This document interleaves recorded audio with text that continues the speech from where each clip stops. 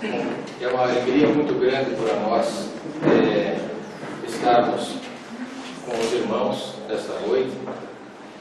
Uma alegria por encontrar aqui, como o nosso irmão Nelson já falou, meu irmão que já foi da mesma caminhada muitos anos atrás. Uma casa que está de roupagem nova, não é?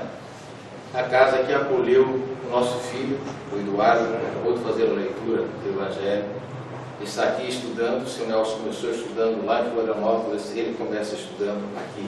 Então, isso é uma alegria muito grande para todos nós.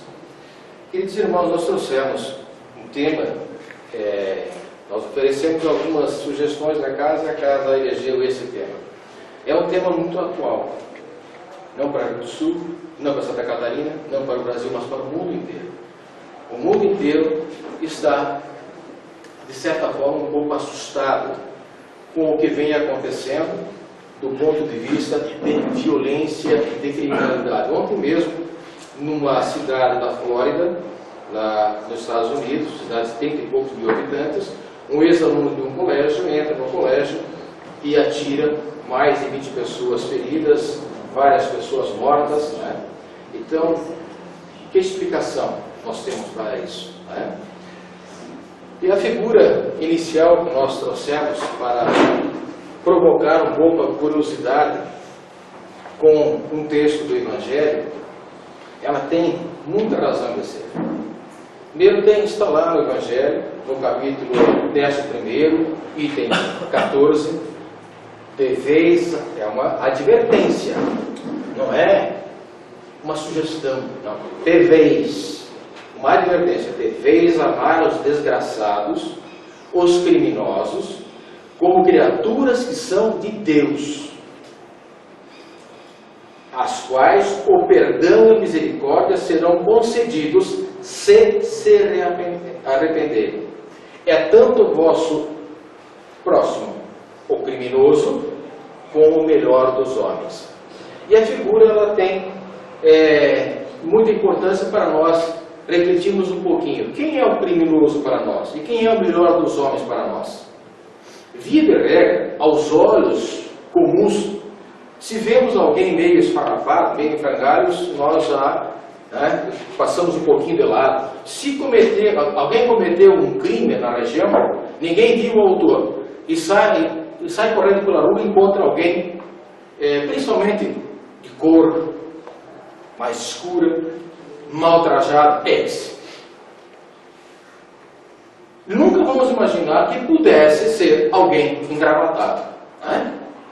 Alguém com boa formação, boa instrução, com boa cultura, de família, normalmente com destaque social, boa condição econômica, tenha poder, né? Pelo dinheiro, pela política, etc. Nós fazemos normalmente olhos de alguém bom para esse que se apresenta aos nossos olhos bem. E fazemos um julgamento muito rápido, negativo, para aquelas pessoas que aos nossos olhos causam algum espanto, tá? Muitas vezes pela simples condição das indumentárias, condição social, condição de cor, etc. Então, a advertência que é feita aqui no Evangelho, que nós devemos amar os criminosos como criaturas de Deus, que são nossos irmãos, são nossos próximos, todas as pessoas que nós nos depararmos, nós devemos ser a primeira coisa a sentir: é o meu irmão, merece o meu amor, merece o meu respeito. É diferente, mas as diferenças se compõem, né? Nenhum de nós aqui é igual ao outro, mas todos juntos compõem uma harmonia. E é dessa forma que nós temos que passar a ver os nossos irmãos. Entrando mais no tema, o que é um criminoso? Emmanuel nos diz que, dentro do conceito que a sociedade faz, criminoso é todo aquele que, por falta de dissimulação, deixou que uma parte de suas torpezas ficasse à frente dos olhos do vulgo. O vulgo é o comum. Vamos tentar traduzir melhor essa afirmação. todo aquele que por falta de dissimulação. Quem é que cai normalmente? Quem é que cai? Imagina, policial, né? Caiu a casa. Quem é que é pego? Aquele que não sabe ocultar a sua falcatrua. Quem é que mais consegue ocultar a sua falcatrua? Normalmente aqueles que estão do pescoço para baixo. Não para cima daquela cabeça criminosa. Normalmente aqueles que se apresentam bem, com boa aparência, com boa fala, de boa origem, boa cultura, bem economicamente, com poder, dissimulam suas falcatruas, dissimulam os golpes todos que fazem, o financiamento de tráfico de armas, de tráfico de drogas, de sonegação fiscal, de contrabando, de dilatação do patrimônio público, de crimes ambientais e por aí vai. E aquelas pessoas mais simples, mais humildes, que não têm como esconder muito, para eles a casa cai. Então, esses são os criminosos. Aqueles que conseguem disfarçar, conseguem dissimular, acabam não sendo vistos pela sociedade como criminosos. Acabam sendo vistos como pessoas de bem e muitas vezes são os piores facínoras, nem comparar com aqueles pobres irmãos que muitas vezes acabam levando toda a culpa pelo que acontece de ruim na sociedade. O que é crime? Juridicamente é qualquer ato repreensível por ir de encontro à lei vigente. A lei é feita pelo homem. A lei vigente é feita pelo homem. Então qualquer coisa que vá contra a lei feita pelo homem normalmente é considerado crime. Isso é a lei penal. As leis são feitas por uma convenção, por um acordo, por homens que representam, às vezes, o povo. Pelo menos nós elegemos. Depois achamos que nem representamos mais, às vezes nem lembramos quem elegemos. Mas estão lá os representantes que fazem, no Congresso Nacional, na Assembleia Legislativa, na Câmara de Vereadores, eles fazem as leis. As leis penais são feitas lá no Congresso Nacional. Mas eu não tenho nada a ver com isso, nunca infringi uma lei penal. Será que nenhum de nós não cometeu alguma infração penal? Será que nós nunca injuriamos ninguém? Injúria é crime. Será que nós nunca aproveitamos para inventar uma historinha contra alguém? Aquela cutucadinha, que isso é calúnia. E é crime. Será que nós nunca aproveitamos uma bobeira de alguém para poder jogar para frente a sua má fama? Isso é difamação, isso é crime. Será que nós nunca entregamos a direção do meio para uma pessoa não autorizada a dirigir? Isso é crime. Nunca dirigimos embriagados, fazendo cavalo de pau? Isso é crime. E por aí vai. Então, todos nós, praticamente, de alguma forma ou de outra, acabamos cometendo alguma infração contra a lei vigente. A legislação vigente. Às vezes nem sabemos o que está previsto na lei, mas está lá. Bom, se nós já fizemos isso, como é que não vamos julgar os outros? Dessa forma, segundo o que está estabelecido pela humanidade, um criminoso é todo aquele que pratica um ato que não condiga com as leis estabelecidas. Do ponto de vista da doutrina espírita, o que é um criminoso? Não apenas da doutrina espírita, mas para toda religião verdadeiramente cristã. Todos os que têm um pensamento cristão. O que é um criminoso? Então, criminoso é todo aquele que aos olhos de Deus comete um ato, aos olhos de Deus, não dos homens, comete um ato que seja repreensível, não por Deus, mas pelas leis estabelecidas por Ele. Mas como assim? Se Ele estabeleceu as leis, não é Ele que vai nos punir? Se nós transgredirmos, não, Ele não vai nos punir. Porque Ele nos entregou todas as suas leis, no momento em que nos criou. Ao sermos criados, todos fomos criados exatamente nas mesmas condições. E todos recebemos exatamente as mesmas condições para, por nosso próprio esforço, caminharmos até um dia atingirmos a perfeição. E Deus nos deu fundamentalmente três instrumentos. A inteligência, o livre-arbítrio e a consciência. A inteligência nos permite, à medida que nós vamos vivendo, à medida que nós vamos ganhando experiências, à medida que nós vamos conhecendo, fazer o balanço correto das coisas. ter o discernimento correto das coisas, entender o que é certo e errado. E nós imperceptivelmente vamos aprendendo a fazer isso. Nós vemos o erro nos outros, então nós sabemos que aquilo é errado. E nós normalmente sabemos o acerto, né? Mas nos outros nós vemos que é errado. Ó, se nós sabemos que o outro fez errado, é porque nós temos a ciência de que aquilo é errado. Nós podemos fazer, o outro não. E de onde é que nós tiramos essa informação? Lá da nossa consciência. As leis de Deus estão gravadas na nossa consciência. Se alguém não consegue localizá-las, vamos pegar o livro dos Espíritos. A terceira parte do livro dos Espíritos estão todas lá, e muito bem esclarecidas. Não tem como nós não entendermos o que lá está esclarecido. Bom, nós temos a inteligência. Nós podemos consultar, né, a nossa legislação, a legislação divina que está na nossa consciência. E, pela inteligência, nós podemos, então, entender isso é certo e isso é errado.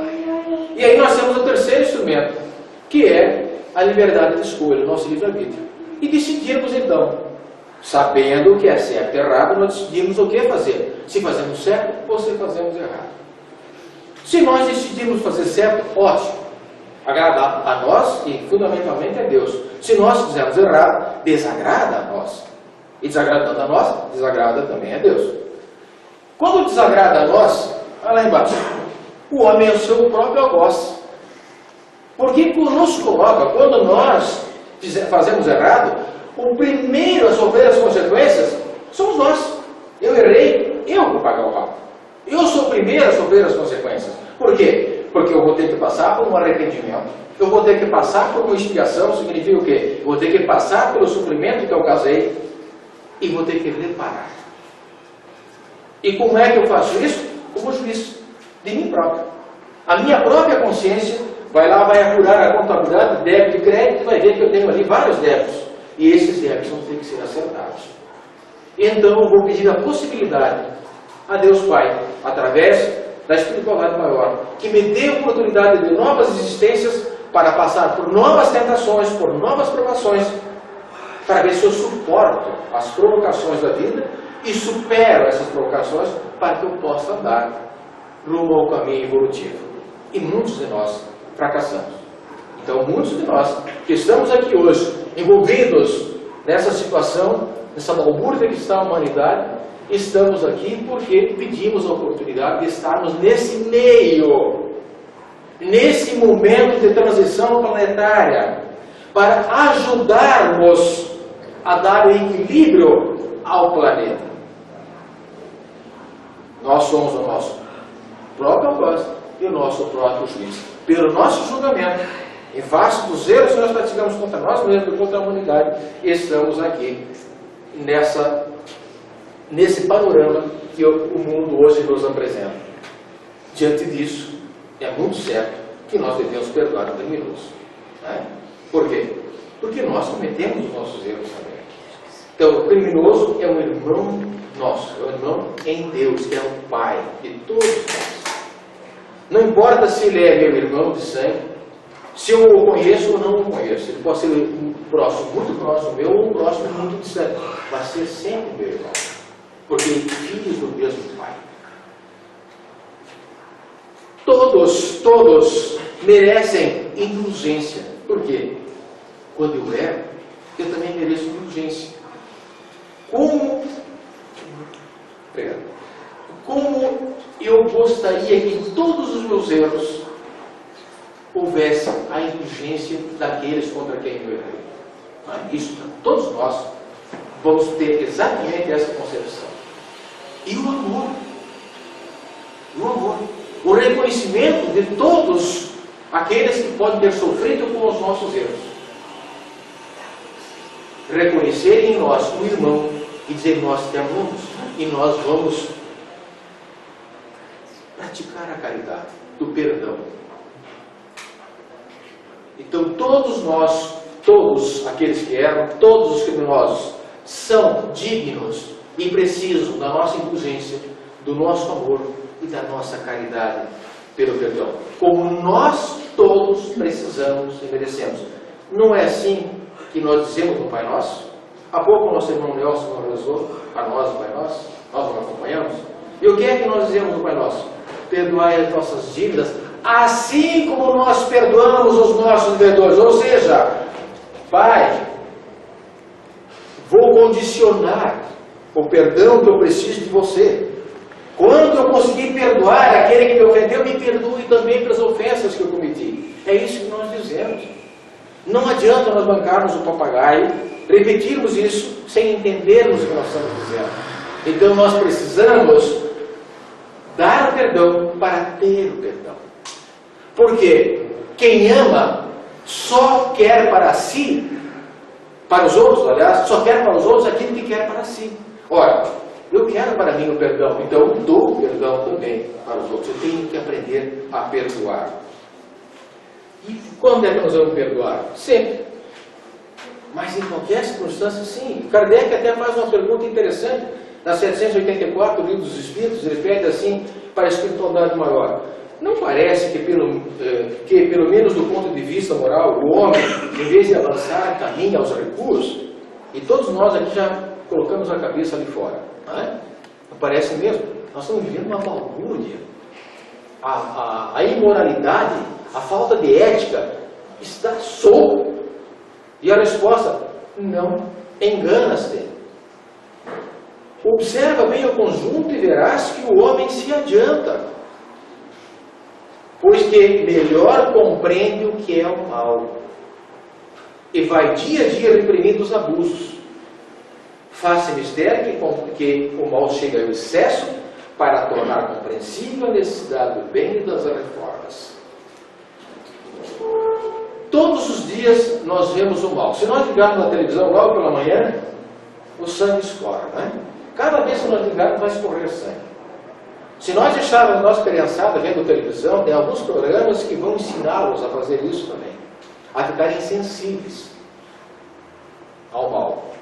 Então nós temos que ter muito cuidado com o que entra na nossa casa para aquela bendita telinha. Né? Mas nós todos os dias, se nós pararmos um pouquinho para pensar, todos os dias nós damos um passinho. Todos os dias nós viramos um pouquinho na compreensão do que é o mal. E aos poucos nós vamos nos afastando do mal. Vejamos por nós aqui. Nós nascemos espíritas, todos nós.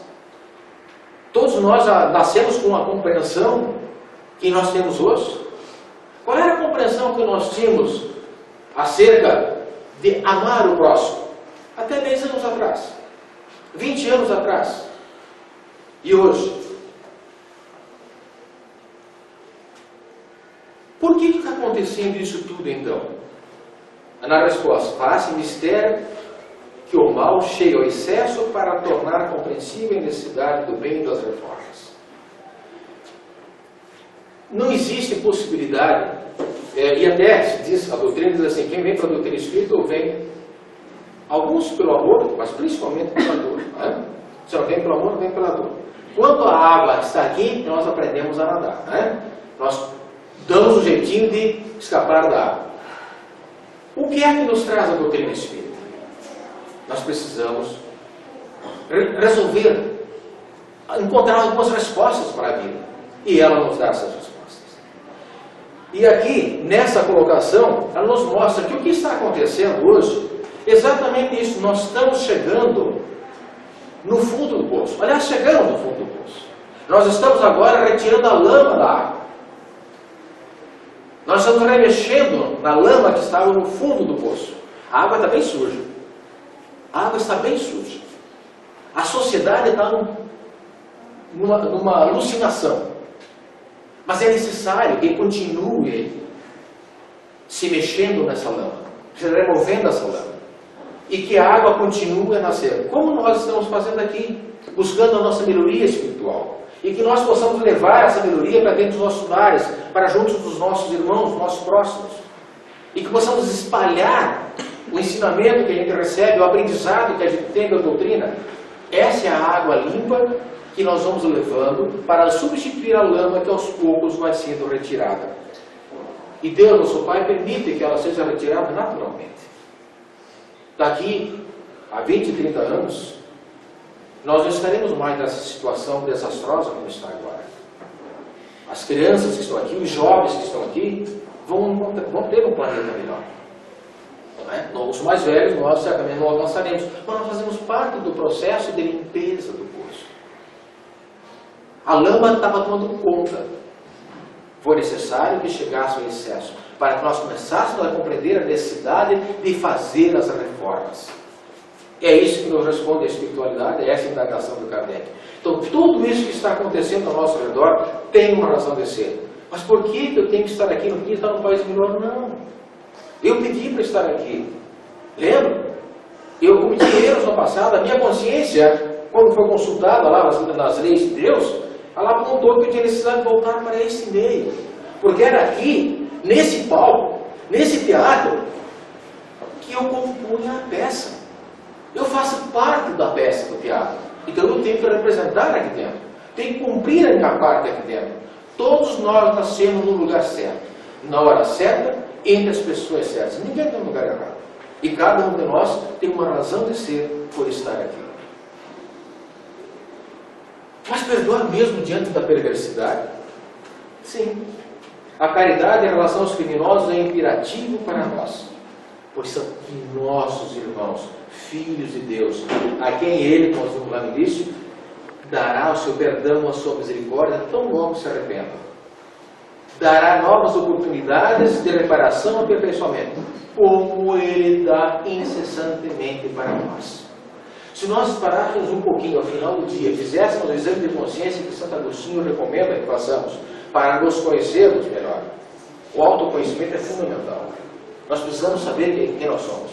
Nós conhecemos a vida de todo mundo, jogador de futebol, político, artista, mas nós não nos conhecemos. Nós somos o sujeito mais estranho que existe para nós.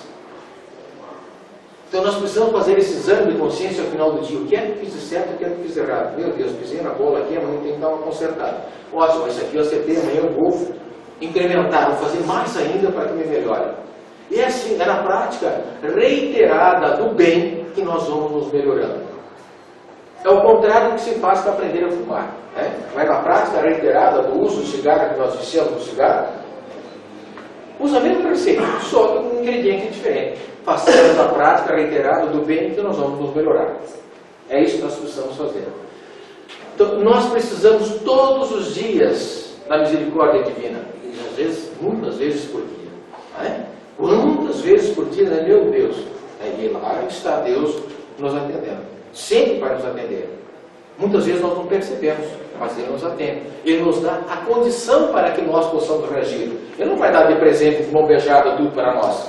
Se nós pedimos o cavalo encilhado, Ele não vai colocar o cavalo encilhado na nossa frente e dizer, você já sabe até galopar. Nós vamos ter que fazer o treinamento.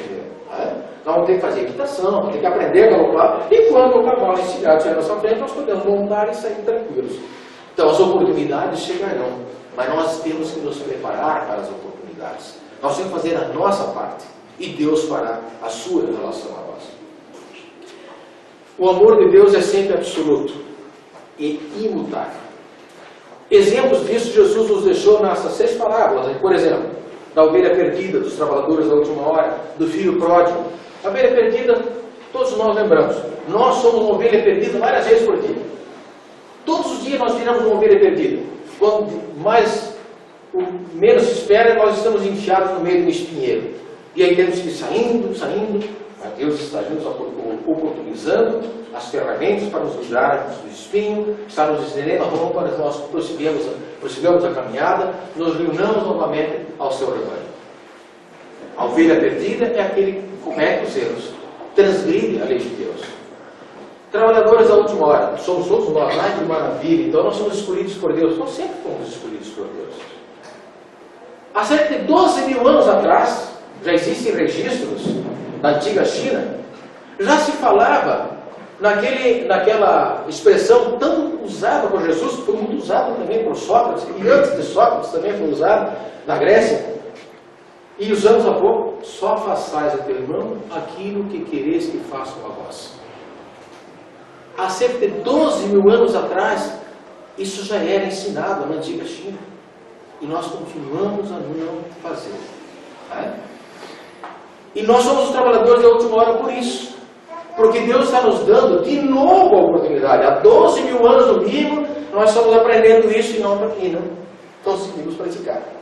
E agora nós chegamos aqui, nós estamos na fase de transição planetária, o mundo de expiações e de provas está sendo extinto e nós já estamos dentro do processo de regeneração, embora com as consequências ainda do planeta de expiações de prova, precisamos terminar, né, essa partezinha, né, ainda tem mais uns 20, 30 anos pela frente, talvez 40, né, tudo corrente, nós temos nosso esforço bonitinho, esse planeta estará melhorando bastante. E nós estamos sendo convidados a receber o pagamento das últimas horas, como trabalhadores da última hora. Não importa se nós começamos há 60 anos atrás, 80 anos atrás, há 20 anos atrás. Não importa quanto tempo nós vamos trabalhar nessa seara, como está lá no Evangelho. Aquele que trabalhou o dia inteiro queria o mesmo pagamento, queria receber mais do que aquele que trabalhou meia hora. Todos nós estamos há 12 mil anos no mínimo percorrendo essa trilha e chegamos com nova oportunidade. Façamos a nossa parte, de um dia inteiro, de meio-dia ou de meia hora. Façamos a nossa parte para que possamos receber o nosso pagamento. Como filhos pródigos, nós também todos os dias fazemos as nossas traquinagens. Né? Todos os dias nós acabamos abandonando a casa do Pai, a casa de Deus, a proteção de Deus. Fazemos as nossas asneiras, né? Cometemos os nossos erros, mas voltamos, pedimos perdão a Ele, e Ele está ali sempre como um Pai amoroso, disposto a nos perdoar, a nos ajudar a prosseguirmos a nossa caminhada, a nos dar novas oportunidades. Muitas vezes nós nos deparamos, vemos ali no jornal, que é dizer, você é um miserável, precisa ser extinto da face da terra. E às vezes dá realmente aquela revolta diante de crimes bárbaros que a gente vê. E aí devemos pensar que nós precisamos sempre nos modelar por alguém. Quem é o nosso modelo? Está lá no Evangelho, no Livro dos Espíritos. O nosso modelo é Jesus. Ele é o nosso modelo e o nosso guia. Jesus. Jesus faria isso? Deve ser dissipado da face da terra? O que ele fez com aqueles que o crucificaram? Pai, perdoai-os, não sabem o que fazem. Certo? Nós sabemos qual o grau evolutivo daquele irmão que cometeu aquela barbaridade? Não sabemos. Como é que nós podemos então querer que ele seja extirpado da face da terra? Nós já não fizemos as mesmas coisas em tempos idos, em outras encarnações?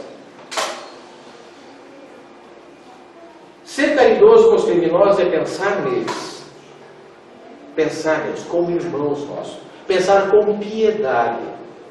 E rezar por eles. Rezar por quê? Pedindo que eles possam, que Deus permita que eles possam o mais rapidamente possível conhecer a realidade espiritual deles. Que eles possam compreender que a vida é eterna e é progressiva. E que eles não estão no fim, que eles não precisam cometer nenhum desatino. Se está difícil agora, não precisa ser matando ou roubando. Está difícil porque ele está passando por uma expiação, por uma provação. Amanhã estará melhor. Então, nós temos que a caridade para os bons criminosos nesse sentido, irmãos.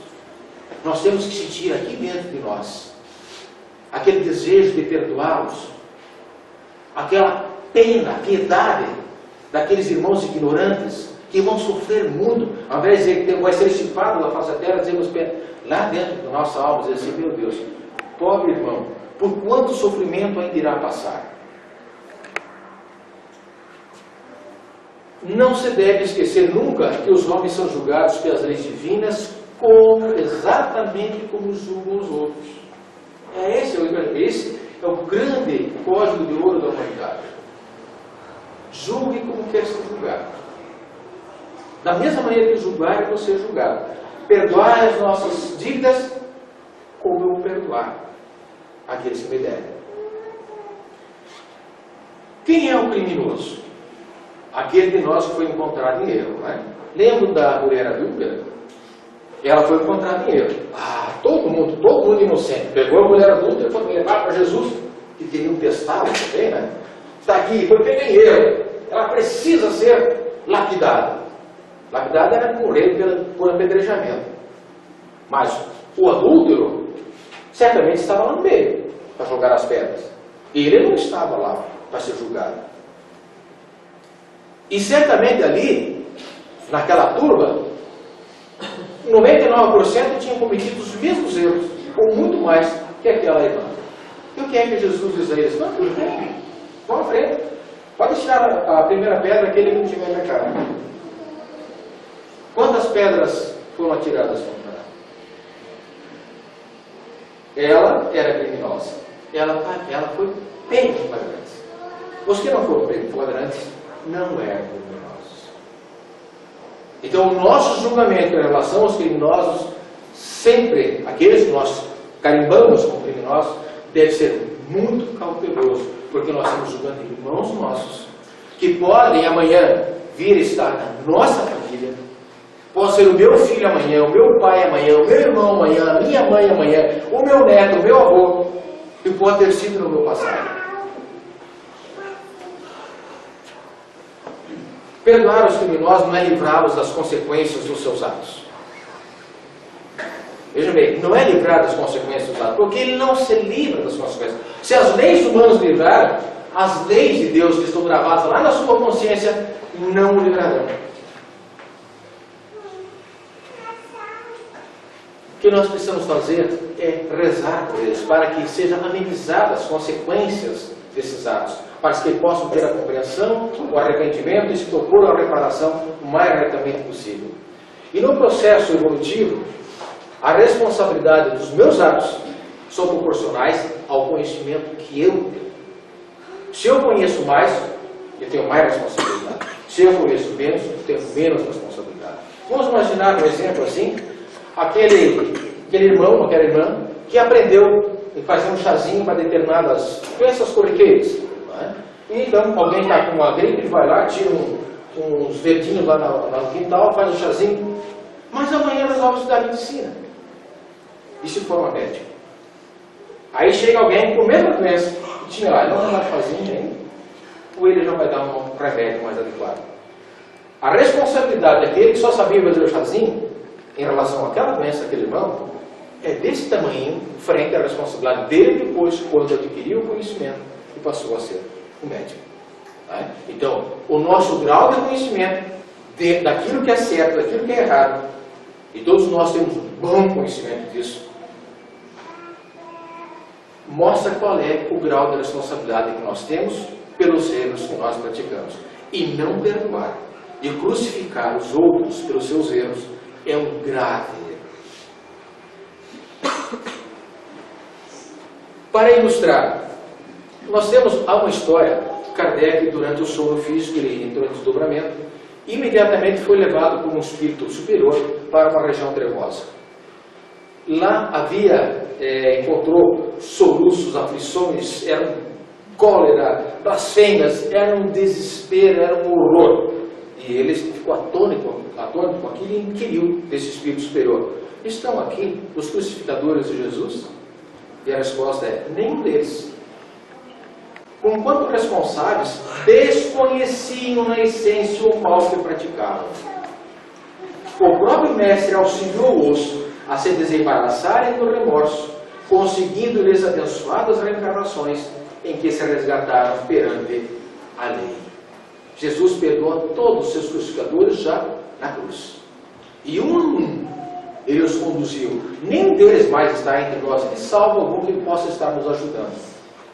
Do plano espiritual, nos aconselhando, nos encaminhando. No caso de Emmanuel, por exemplo, sabe naquela época, com outro nome, e está aqui nos dando ensinamentos incríveis. Prosseguiu Kardec. E os imperadores romanos? Padecerão nesses sítios aqueles mesmos suplícios que puseram a humanidade? A resposta: nada disso. Homens da categoria de Tibério e Calígula não possuíam a mínima noção de espiritualidade. Alguns deles, depois de estágios regenerativos na Terra, já se elevaram a esferas superiores, conquanto que outros se demoram, até hoje, internados no campo físico à beira da remissão. Talvez até nessa sala possa estar um daqueles daquela época. Entre nós, na nossa família, um de nós pode ser alguém daquela época que ainda vem resistindo no processo evolutivo. Acaso andarão presos nesses bares sombrios, tornou Kardec, os algozes dos cristãos, dos séculos primitivos do Evangelho? De nenhum modo. Os carrascos dos seguidores de Jesus nos dias apostólicos eram homens e mulheres quase selvagens, apesar das tintas de civilização que ostentavam. Não é? Andavam bem vestidos, lembra? Engravatado com a arma ali no local da cabeça? Não é? As tintas são bonitas, mas lá na sua mente, lá no seu âmago, um criminoso, um ignorante do bem. Todos foram encaminhados à reencarnação para adquirirem instrução e entendimento. Muitos ainda se encontram entre nós.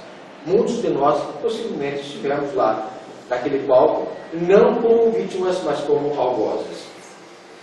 O codificador, Kardec, então, pensou nos conquistadores da antiguidade, Átila, Laicol, Gengis Khan, e antes que formulasse a pergunta, o Espírito de luz deu respondendo: não vagueio por aqui os guerreiros que recordas.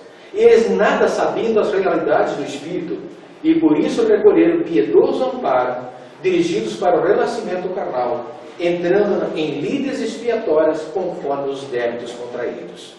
Quantos deles podem ou não serem nossos dirigentes maiores da nação? Então dize-me, rogou Kardec, que sofredores são esses? E a resposta foi: temos juntos de nós os que estavam no mundo plenamente educados quanto aos imperativos do bem e da verdade, e que fugiram deliberadamente da verdade e do bem, especialmente os cristãos, infiéis de todas as épocas, perfeitos conhecedores da lição e do exemplo do Cristo, e que se entregaram ao mal por livre vontade. Vejam, irmãos, então nem sempre aqueles que nós julgamos como sendo os culpados são os culpados.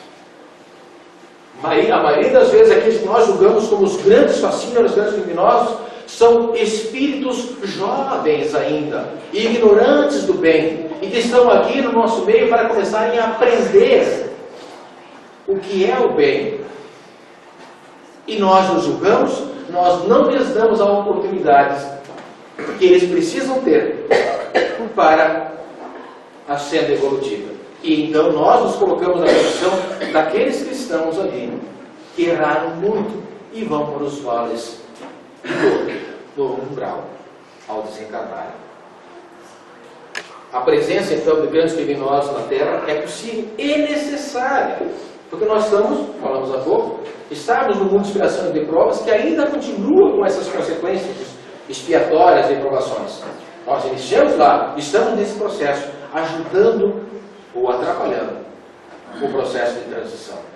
Depende do nosso esforço. O bem e o mal ainda estão misturados. É necessário que isso aconteça, para que nós aprendamos a distingui-los, para que nós possamos entender. Nós estamos todos apavorados com a violência que sai fora, com essa imoralidade toda que está acontecendo. Isso significa o quê? Nós estamos frente ao bem e ao mal, e aprendendo que o bem é melhor, e que o mal nós precisamos repudiar, nós precisamos afastá-lo de nós, nós precisamos implantar o bem para que o mal desapareça. O mal na Terra é um instrumento de aprendizado, então, para a evolução espiritual do espírito imortal, que somos nós. Nós sabemos já quão criminosos teremos sido no passado, mas estamos melhorando, nós estamos distinguindo o mal. Não é? O criminoso que repudiamos hoje por ser um ladrão, assaltou minha casa, roubou, limpou, tudo, tem que ser preso. Será que ele já não melhorou bastante? Será que na encarnação passada ele não era assassino e estuprador também? Será que ele já não deu um grande passo no processo evolutivo? Vejam bem, irmãos, lembra a história, trouxemos a história de Kardec agora, com o seu desdobramento, visitando a Vale de Suplícios. Em quem ele pensou? Nos grandes fascínoras da história. E a resposta que deu, todos eles foram sendo tratados. O Mestre Jesus pessoalmente se encarregou dos que o crucificaram. Então, é isso que nós precisamos passar a entender e a fazer, irmãos.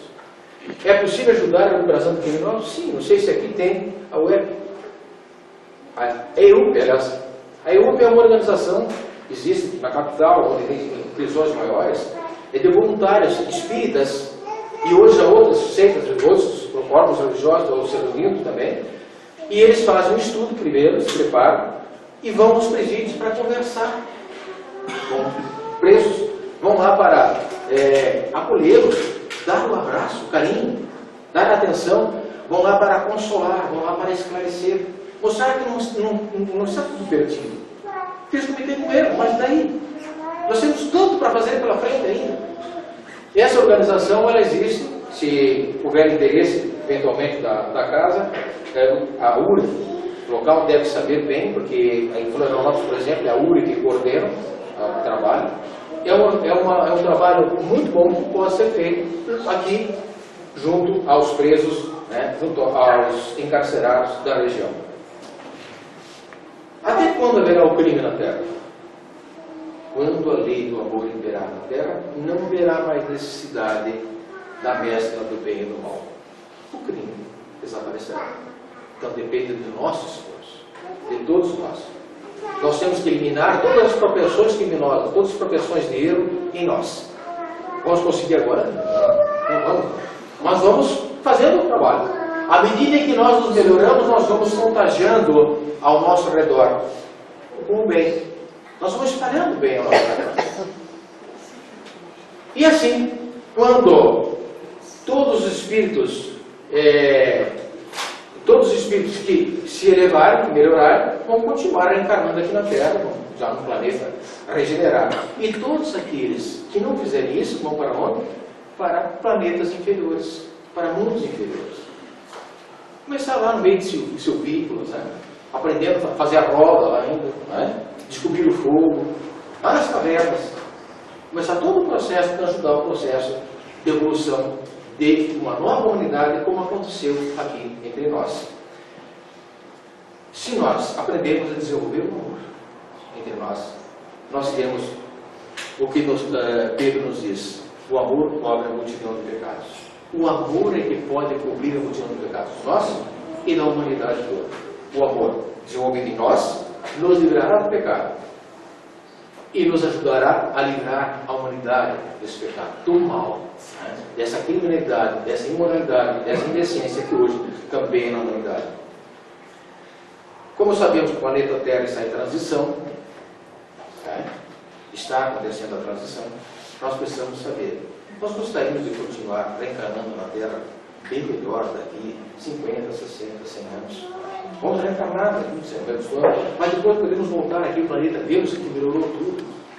Ou nós queremos ir para aqueles planetas ainda inferiores, mundos inferiores, para ajudar no processo evolutivo de lá. A escolha é nossa, irmãos. Deus nosso Pai, Jesus nosso Mestre, o benfeitor dessa casa, dando suas bênçãos sobre todos nós, e sobre toda essa comunidade. Obrigado, Deus.